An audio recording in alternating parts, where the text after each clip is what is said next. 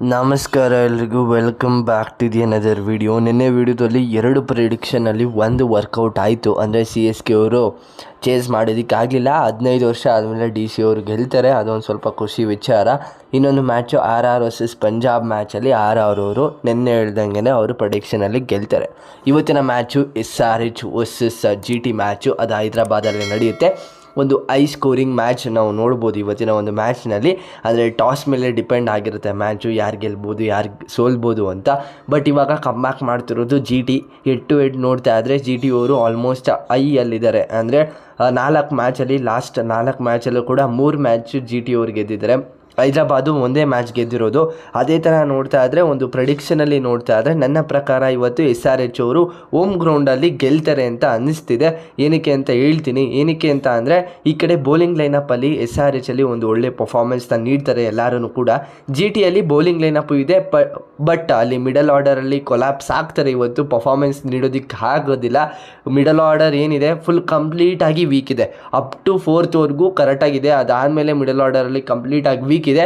ಜಾಸ್ ಬಟ್ಲರ್ ಅವರು ಆಗಿರ್ಬೋದು, ಸಾಯಿ ಸುದರ್ಶನ್ ಮತ್ತು ಶುಭಮ್ ಗಿಲ್ ಅವರು ತರ್ಫರ್ಡು, ಅವ್ರು 4 ಜನ ಬ್ಯಾಟ್ಸ್ಮನ್ ನೀಟ್ ಆಫ್ ಪರ್ಫಾರ್ಮೆನ್ಸ್ ನೀಡೋದಕ್ಕೆ ಆಗ್ತಿರೋದು ಇಲ್ಲಿವರೆಗೂ ಕೂಡ.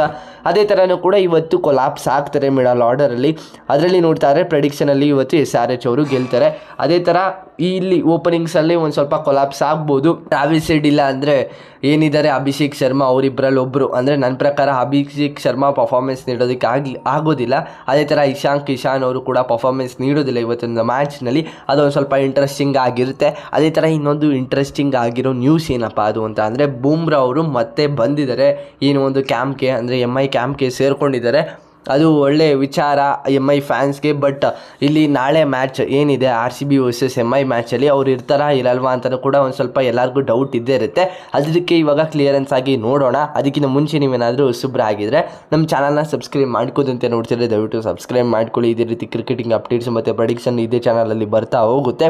ಅದೇ ಥರ ಇವಾಗ ಮ್ಯಾಟ್ರಿಗೆ ಬರೋದಾದರೆ, ಜಸ್ಪ್ರೀತ್ ಬೂಮ್ರಾ ಅವರು ಇವತ್ತಿನ ಮ್ಯಾಚ್ ಅಂದರೆ ನಾಳೆ ಮ್ಯಾಚು ಇದು MI ವರ್ಸಸ್ RCB ವಾಂಖೇಡೆ ಸ್ಟೇಡಿಯಮಲ್ಲಿ ಇರ್ತಾರಾ ಅಂತ ಕೇಳೋದಾದರೆ, ಹೌದು, ಇವಾಗ ಕಂಪ್ಲೀಟ್ ಆಗಿ ಅವರು ಫಿಟ್ ಆಗಿದ್ದಾರೆ.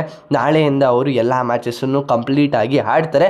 ಇನ್ನಾದರೂ ಒಂದು ಮ್ಯಾಚ್ ಬೇಡ ಅಂತ ಕೂರಿಸ್ಬೋದು. ಇನ್ನೆಲ್ಲ ಮ್ಯಾಚಸ್ಸು ಕೂಡ ಆಡ್ತಾರೆ. ನನ್ನ ಪ್ರಕಾರ ನಾಳೆಗೂ ಕೂಡ ಅವೈಲಬಿಲಿಟಿ ಇರುತ್ತೆ ಅವ್ರು ಬರೋದು. ಅದು 200% ಕನ್ಫರ್ಮ್ ಆಗಿದೆ ಅವ್ರ ಕಡೆಯಿಂದನೇ.